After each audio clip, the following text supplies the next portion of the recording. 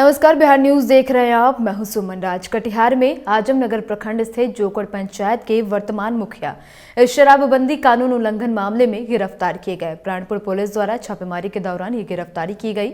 दरअसल पंचायत चुनाव के दौरान अपने कार्यकर्ताओं को खुश करने के लिए इस शराब पिलाने के मामले में तनवीर आलम को गिरफ्तार किया गया है।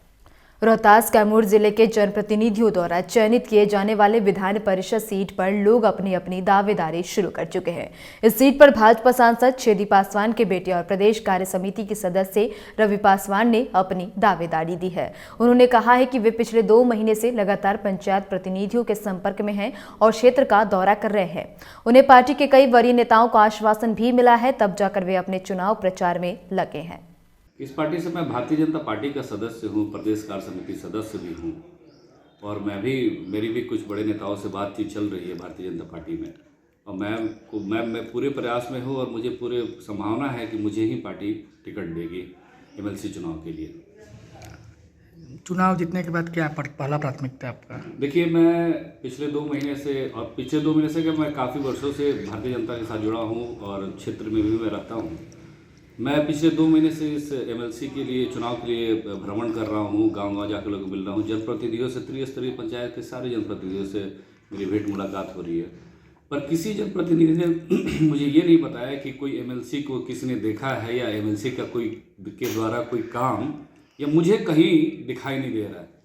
सीतामढ़ी एसपी के निर्देश पर गठित टीम ने बाजपट्टी थाना क्षेत्र हरपुरवा गांव में छापेमारी करके 7 डकैतों को गिरफ्तार किया है। गिरफ्तार डकैतों का गिरोह का सरगना मोहम्मद गुलाम मंसूरी डकैती के अलावा अंतर्राष्ट्रीय ड्रग्स पैडलर भी निकला। पड़ोसी मुल्क नेपाल से चरस लाकर यह विभिन्न इलाकों में सप्लाई करता था। वहीं पुलिस ने सरगना के पास से 3 किलोग्राम चरस भी बरामद किया है। इसके अलावा 2 देसी पिस्तल, जिंदा कारतूस, जेवरात और नगद रुपए भी बरामद किए गए।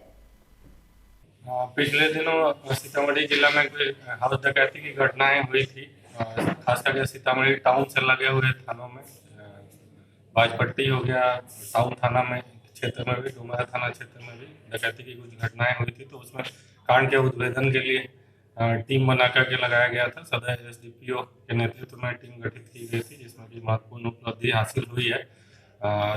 टेक्निकल सर्विलेंस और मैनुअल इनपुट के आधार पर यह पता चला कि उस घटना में शामिल कुछ अपराधी हाथी में पूर्वा धनकौल रोड में इकट्ठा हुआ है। तो उसकी छापामारी के लिए टाउन थाना प्रभारी, पुपरी थाना प्रभारी, बाजपट्टी थाना प्रभारी और डुमरा थाना प्रभारी की टीम बना करके छापामारी का निर्देश दिया गया। छापामारी के क्रम में वहां से घटनास्थल से कुछ लोग को भागते हुए भी देखा गया और आगे 3 अपराधियों को वहां से पकड़ा गया।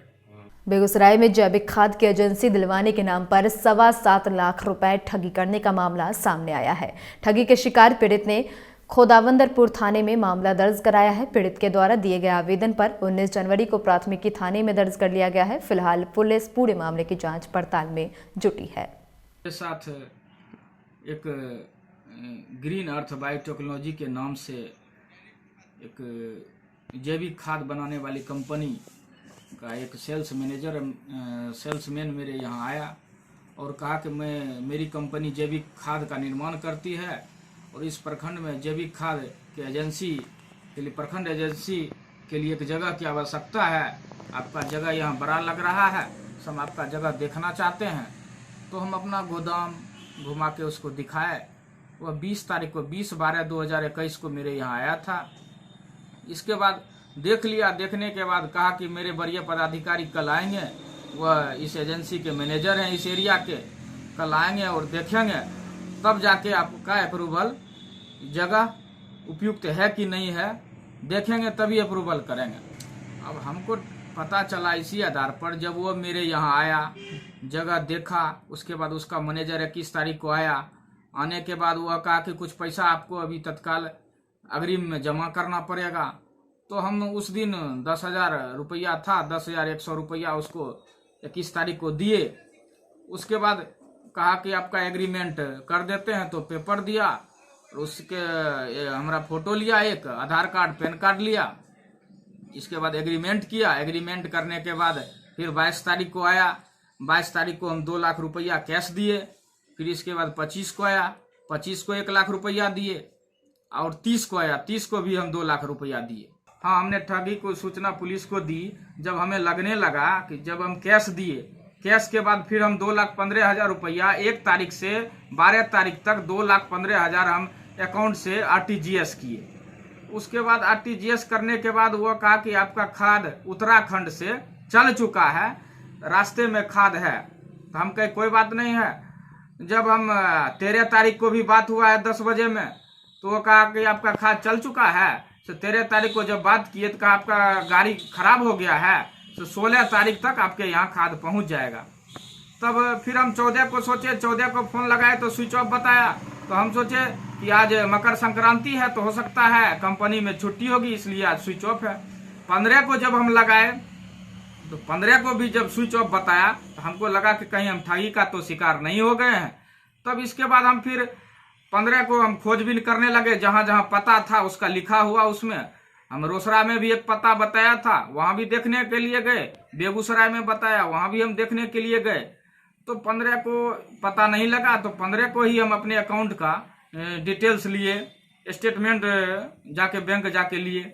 इसके बाद फिर 16 तारीख को हम जहाँ का ये अकाउंट है वहाँ जब हम जाके पता किए तो मैनेजर का कहना हुआ कि हम आपको कोई चीज़ नहीं दे सकते हैं, इसके लिए जब तक आप FIR नहीं कीजिएगा तब तक हम आपको कोई डिटेल्स नहीं दे सकते हैं। तब 19 तारीख को हम डिटेल्स के लिए हम इसके लिए फिर हम थाना पर गए, कहा कि आपको FIR करना पड़ेगा। तो हमने इसके लिए थाना पर गए। तो 18 तारीख को हम थाना पर गए, तो उस दिन थाना प्रभारी के द्वारा उस दिन नहीं लिया गया, कहा कि हम कल आके मिलिए। तो हम 19 तारीख को हम फिर गए। तो 19 तारीख के 3-4 बजे के करीब मेरा FIR दर्ज किया गया है। छपरा में अमनौर जाने के क्रम में लोजपा राष्ट्रीय अध्यक्ष चिराग पासवान का परसा स्थित खलीफा चौक पर लोजपा जिला उपाध्यक्ष नंदकिशोर पासवान के नेतृत्व में दर्जनों कार्यकर्ताओं ने फूलमाला पहनाकर भव्य स्वागत किया। राष्ट्रीय अध्यक्ष चिराग पासवान ने परसा चौक स्थित पूर्व मुख्यमंत्री स्वर्गीय दरोगा प्रसाद राय की आदमकद मूर्ति पर माल्यार्पण कर श्रद्धा सुमन अर्पित की। इस दौरान चिराग पासवान ने मुख्यमंत्री नीतीश कुमार पर जमकर हमला बोला।